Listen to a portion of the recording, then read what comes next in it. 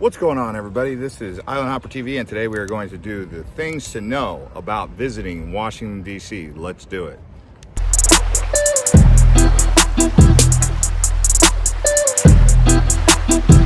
Let's talk about the experience in and of itself. That means, what are you going to wear and what is it going to be like with the weather? So first and foremost, the summertime is brutal, hot, humid.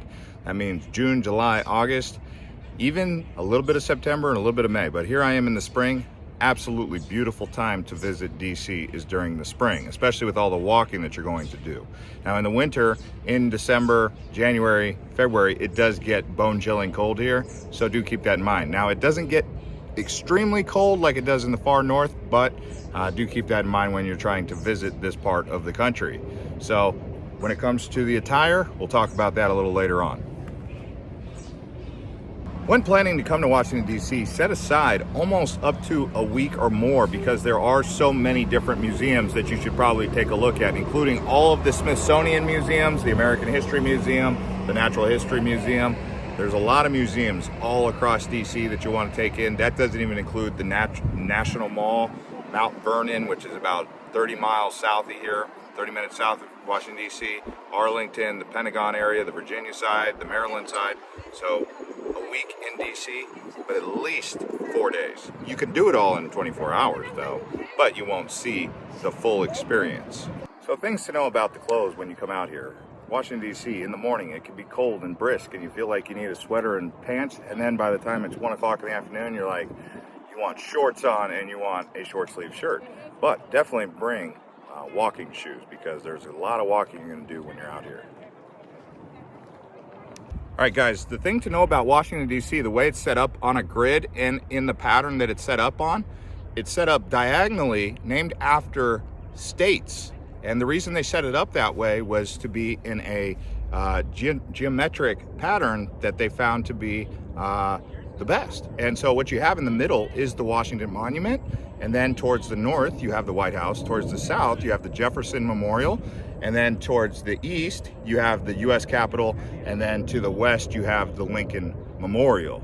And so that is very interesting how they set up that pattern. Some would say that it was set up that way by the Masons.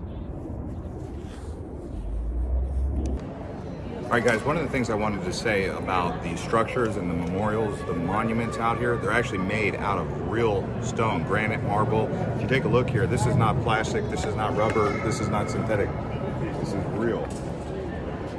So good craftsmanship out here in DC at all these monuments. Did you know this right here is where Martin Luther King Jr. gave his speech about the I Have a Dream, right here at the Lincoln Memorial.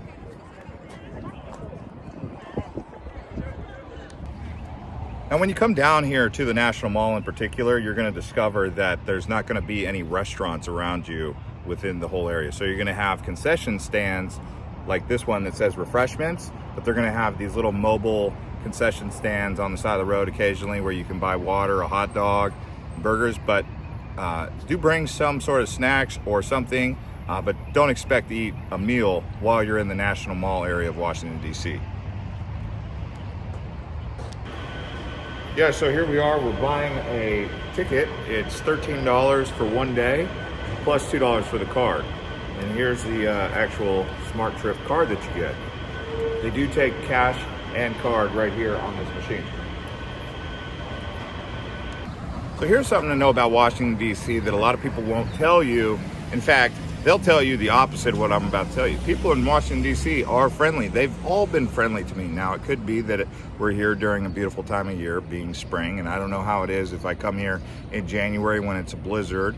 But from my experience, the people of Washington, D.C., whether they be locals or people just here short term or visitors, I've had great encounters with everyone here in Washington, D.C. I would say it is a friendly city. So don't believe everything you hear about, oh, the people back east, the people in D.C., the people up north, they're not so happy. So far, from what I can tell, very happy people.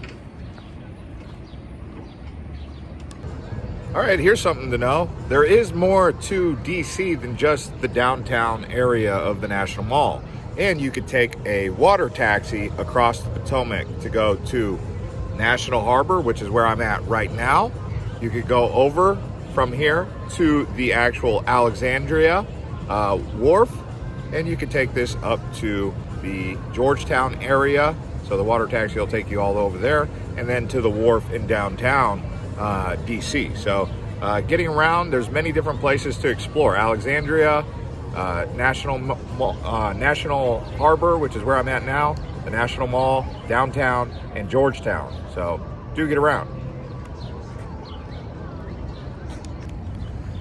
Here's another thing to know about Washington, D.C. It's really close to Baltimore, Annapolis, and some other cities that are worth checking out around Maryland. Even if you go a little bit further south into Virginia, you go into Mount Vernon where George Washington's house was. Right here you can see this is Baltimore. It's about a 40-minute train ride, about 40-minute car ride from Washington, D.C. to get here to Baltimore. This here is Inner Harbor. People come up from Washington, D.C. to try out some really good seafood. Comes straight out of the Chesapeake Bay, because Baltimore is known for that. So when you're coming up to Washington, D.C., don't be afraid to get out there and go 40 minutes north to Baltimore, or 40 minutes to the east to Annapolis.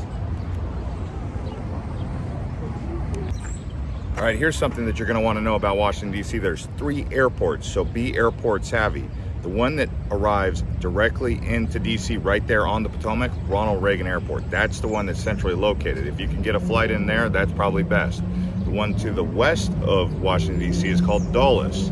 It's a big airport. That's Washington's main big airport. But then north of there, in between Baltimore, you have Baltimore Washington International Airport, where the Thurgood Marshall Station is. So knowing the 3 airports of how to get into Washington, D.C. can be really useful. I do recommend either Dulles or Ronald Reagan, but if you want to see Baltimore, go ahead and hit up Baltimore Washington International. All right, guys, that's going to conclude this episode from Washington, D.C. So when you guys come out here, take advantage of the free tours. Take advantage of all of the history that you can explore here that you're not going to get anywhere in the United States. And enjoy the environment. It is a very beautiful green city, and it's modernizing. Lots of construction, lots of development taking place here.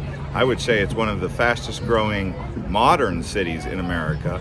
And remember, it is sibling cities of Baltimore, Annapolis, which are very powerful cities in the United States dynamic. So watch some of these other videos, and we'll see you on the next one.